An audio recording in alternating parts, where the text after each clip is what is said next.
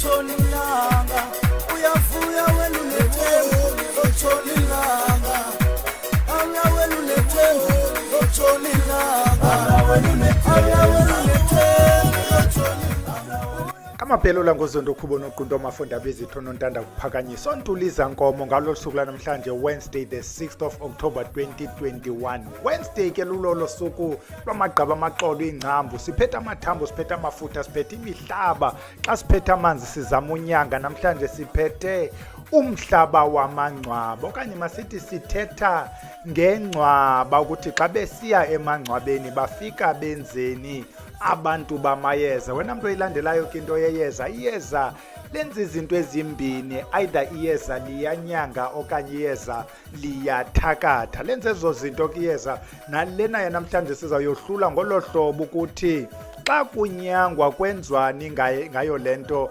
elingcwaba kuba kaloku sithi ingcwaba elingayo lemine namhlanje siyincokola ukuthi liyeza lokwenzani ke ingcwaba. Sizawuncokola ngokuhle sincokole ngokubi ukhona ke okay wayithetha into ngenye imini xa sithetha ngento ezikumila kunje wathi Bhele xa uthetha ngezi zinto zimdaka khawukumeme umuntu othi yena uyathakatha ukwenzela uba siphendule kakuhle ukuthi bayenza njani lento Bhele kuba bazohambe bambe basihleke xa uBhele sithi kuthakathwa ngolhlobo bahleka abantu bayo lento ka umve nakwephinda ukuba ukhona ke wena muntu othi uyazithakathela khawusondele sincokole nawe ngenza sebuthakathini sitsho sifunde masingene kuyo ke mntana omhle ukuthi kwenzwani ngazo ezi zinto zamangcwaba. Siqala ngento ke enhle eyenziwa ngabantu abathaka amayeza okanye abantu abenza izinto zesintu. We start ke with a disclaimer ethi ingcwaba liyahlonitshwa kuba yindawo yabantu abalela ukuthula. Ingcwaba eli xa siya kulo siyalihombela kodwa ke ibe khona imeko efuna uba xa uyengcwabeni ungalihombeli ufike sekusebusuku uyokwenza loo nto uyoyenza. Siqala ngezinto ke ezintle.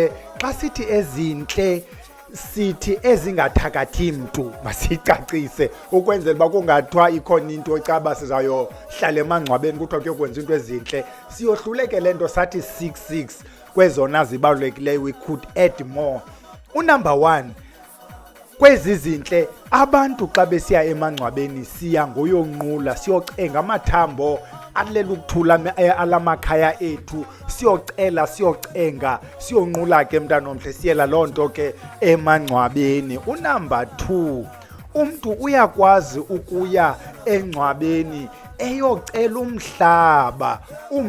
Ikhona imeko zininzi imeko mhlawumbi amangcwaba kokwenu ayotshona ngapha kwilizwe kwakuthiwa kwakupha nemka phela niba kude athi umuntu okunyangayo khawukubuyele kumangcwaba okhokho apho kwakuleli khona ixhego okanye ixhegokazi elithile kuba lilo eli elithi xa ufika uzufika unqula ucenge ke ucele nomhlaba makhulu okanye tatomkhulu khokho ndizawucela nalo mhlaba bazawudibanisa abantu bamayeza namayeza athile amayeza njengomadlozana umphafa inkuphu dlozi njalo dityaniswe lamhlaba nalamayeza uxelele ukuze ufike uthini xa ufika ekhaya nawo lo mhlaba. Eyona intention ke kukulinka wena nalo mntu bekuthiwa ufuna uhamba nawe kodwa kakuboni.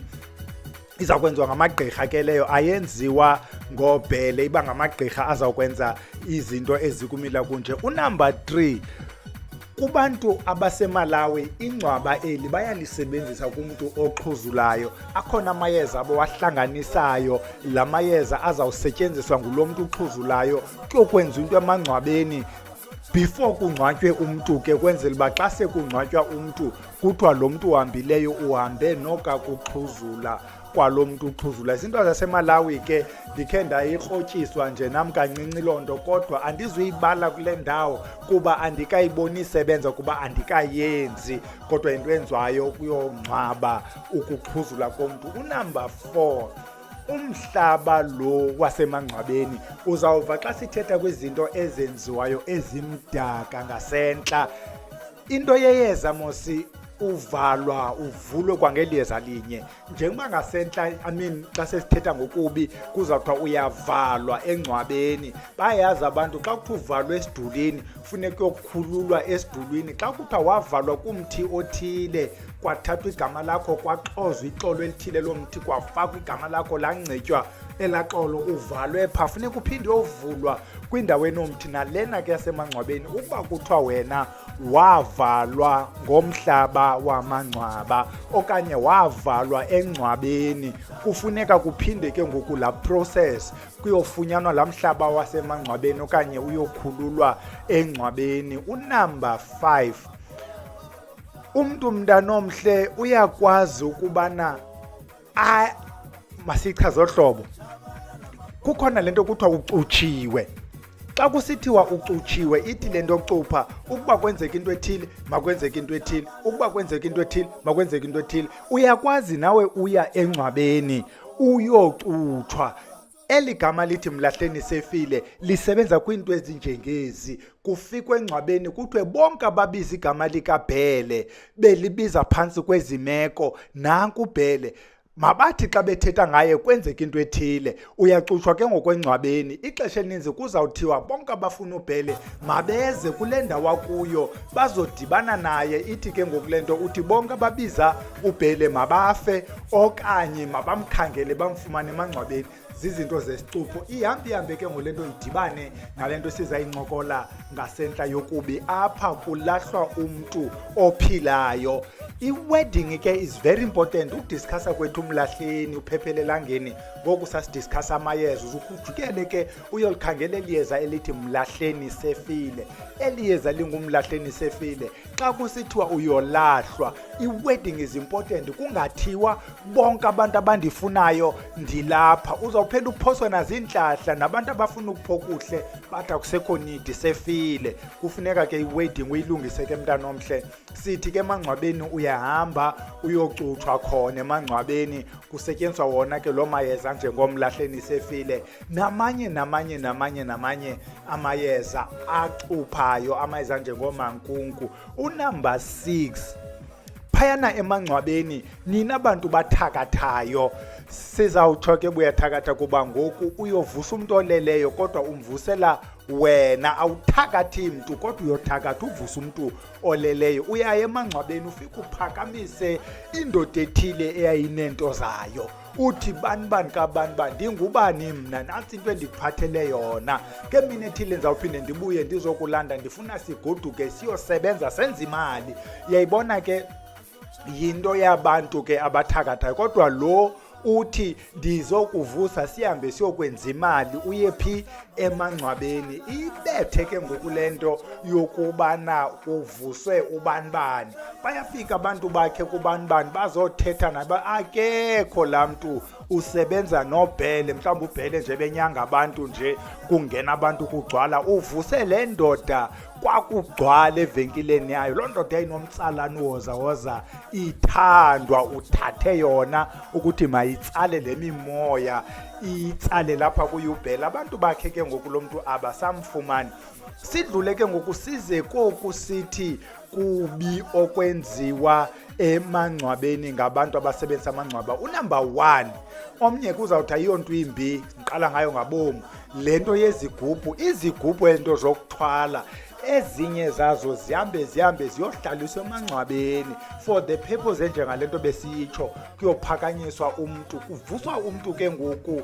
Uyayibona lo besithetha ngaye inazo iimpawu zothwala, kodwa le higher grade ke ngoku lezi zigubhu ezinayo yonke laa nto ifakwe phakathi kuyosetyenzwa nalo mntu uvusiwe. Seso sigubhu sithi unumber 1 kabantu basezigubhini bayisebenzisa into yasemangcwabeni. Unumber 2, bakhona abantu ekuthiwa xa echazwa eyekusiyazi kuthiwa wena uhanjiswa nomntu owabhubhayo. Iyakwazi lo mntu ibe ngumntu wakokwenu, iyakwazi ube ngumntu ongengowakokwenu. Apho ukhoyo wena uhamba nalo mntu wabhubhayo, kuvuswe umntu emangcwabeni wamakiswa wena. Uthi nobuya kwi-interview kuvela esi sithunzela awuthandeki, awucaceleki. Abantu ke ode udibane nabo ngokwasekuthandaneni bade bathi ukuthi uyabanda, literally, not ukuba uyabanda umuntu sekutatsha nje, you are very cold, nomoya wakho ne-energy yakho is very low kanye kuthiwa i-down. Uvuselwe umuntu ke wahanjiswa nawe seso sithunzela. Unumber 2, umuntu emangcwabeni uyahamba, lento bese siyithethile sathi kwela cala sithi inhle in inverted commas, uvusa umuntu uthi masambe siyosebenza. Apha sithi uyavuswa umuntu nguwe, uye pha uthi bani kabani ongumthile ohlala endaweni ethile ubahluphile abantu, khawuhambe ke uyosilandela yena umthathu uhlale naye kule ndawo. So apha kuvuswa umuntu obhubhileyo ngento engu-short term, kuthiwa khawuyobulala ubani. Bese sakhe sayincokola ke if uyajonga kwi-videos apho sithetha ngovusa umuntu emangcwabeni nemikhuba bayenzayo ukuvusa laa mntu. Uthi ke xa egqiba umbulala laa mntu ubufuna umbulala uphinde uyobulela, hayi umsebenzi wakho ndiwubonile, nantsi into ubikhona enye into ezawuphinde ndibuye. Kusebuthakathini ke apha ngabantu abasebenzisa amayeza amdaka. Unumber 4, liyakhiwa ingcwaba mntana omhle, kuthathwa ingcwaba umhlaba wasemangcwabeni kwakhiwe ingcwaba apha kokwenu. Ufumanisa ukuba nina nileli khaya ekuthiwa every month end ka-October okanye ngenyanga kabani every year, niyayazi ukuba apha ukhona umuntu ozobhubha. Is quite scary because kule mize kwenzeka lento niye ningayazi uba yigame kabani kulo nyaka. Ukuba kubhujwanga ukhona umuntu ozawuba hospitalized, mhlawumbi asinde kuloo ngozi, kuye kuthathwe ke izinto ezikumila kunje ngemihlaba yamangcwaba. Ukuba ithako yanengozi izawudityaniswa nephathi yemoto kusetyenziswe amangcwaba ke apha mntana omhle. Unumber 5, kuyakwazi uba njeba ubuhlamba nje, thina abantu xa behlamba amanzi siwagibisele esitratweni ndingazi uba sifuna ubhenefitha ntoni, kuthathwe laa manzi ubuhlamba ngawo, laa mhlaba unala manzi usetyenzwe uyohlaliswa emangcwabeni. Ithi ngoku lento wena usisidumbu, uvile lo sithe wandiswa nesidumbu, awandiswa naso wena usisidumbu, ungulo mlahleni, kuba ngoku ubethwe ngomlahleni wena, kodwa mlahleni sefile. Akukho nto yakho ihambayo, akho nto iphumelelayo. Nabafuna ukunceda babona iso sidumbu, kuthathwe amanzi akho. Abanye ke kungathathwa namanzi, kuthathwe lo underwear yakhe isetyenzwe iyofakwe emangcwabeni, avalelwe undavalwa. Iya ngokubuvalelwa ntoni, komnye uvalelwe inzala, omnye uvalelwe umendo, omnye uvalelwe umsebenzi, omnye uvalelwe nje inkqubela ebomini, uvaliwe uyovalwa ngento yakho yohlaliswa emangcwabeni. Ingcwaba lithandeki, akekho umuntu olithanda ingcwabe. Masiyene epikinikini emangcwabeni, ingcwaba abantu bayaloyika, sithi imagine nguwe ke ngoku leli ngcwaba lihambayo. Unumber 6 nonumber last, umntu wakokwenu liyakwazi ukusetyenzwa ingcwaba lakhe, particularly umzali. Nizawuthi xa nigqiba ubhujelwa ngumzali kwangolu suku nimngcwaba ngalo selisetyenzwa ingcwabo. Yiloo nto kwimizi emininzi xa singcwaba lizawuqiniswa ingcwaba, abanye bazawulicupha ingcwaba. Le topic ke idibane nale apho kuthiwa kucutshwa isidumbu. Bantu abahle, masingasenzini into isidumbu unless basizawusivasa njengamayeza. Masingaphathisa abantu ababhubhile imela sithi hamba uyozilwela, kuba kaloku lo mntu sithi makaphumle. Ngoku xa uthi makahambe ayozilwela, uzawuzilwela. Xa igqibozilwela uyithini laa mela? Yabona ngoku senento hamba nazo, siyakubhudwa phekhaya, sesixakene nobomi and ayikho isolution either than uba kuyokombiwa laa mntu, kuthathwe laa mela, ahlanjwe laa mntu, kwenziwe iprocess ethi goduka ke ngoku ugqibile. Kuba kaloku ngalaa mela akamkeleki napha xa segodukile esihlweni, abamamkeli lo mntu ujuzisa imela. Baninzi ke abantu abafowunayo apha ekhaya, hayi ukhona omnye utata uthi yena uyakwazi uyibolisa laa mela iphantsi komhlaba. Good luck mntana omhle, ukuba iyakusebenzela engenye iprocess makwenziwe yona, kodwa thina sithi masicuphe ingcwaba, singathathi zimela siphathisa abantu. Umntu makagoduke sithi uyagoduka ngokuyojoyina abantu bekhaya uyophumla. Nanso ke into ebesiyiphethe sigxininise lento ethi xa kubhujiwe ikhona lento enziwayo ukuthi xa abantu begqiba uhamba ukroboza ibhotile uqhaqeqhekeza ibhotile xa igqibohla icoffin kulahlelwa ibhoti lapha phezukwayo abanye njengoba kugalela umhlaba bagalele ibhotile. Yinto esiyibone emaxhegweni ukuba isebenza njani we don't know, but bayenzile abantu abadala ukuthi ingcwaba eli ingabiyo ndawo yodlalela. Siphinde ke bantu abahle singanqabi kumangcwaba abantu basemakhaya kuba uzawukwazi ulibona ingcwaba xa belikhe lasetyenzwa, kuba uzawubona into ezifani ubuye nomntu wakokwenu osebenzisa amayeza okanye umntu wakho omlande kuloo ndawo liyachelwa ingcwaba kuthiwe tatomkhulu bakhona abantu abadlalela kule ndawo bangakuguquli. Kubantu abangekhoyo uzawufika ubhela athi nantsi inkukhu masambe ube wena ungasamenzeli into, uhamba nohambayo ke umuntu omdala. Nantso ke into ebesiyiphethe ngaye le Wednesday 6 of October. Nina ke bebhalisile esikolweni namhlanje lindelani ukufakwa ku WhatsApp njengoba siyigroup yokugqibela siyaqala isikolo this Saturday. Kodwa kule Saturday sabe sipractice uZoom. Wena omazi uZoom nobuphosiwe sizawuthi ke abafuna ujoyina isikolo bazawujoyina kulonyaka ulandelayo iklasi. Masiyekilale ke sithi kube chosi kubele camagu.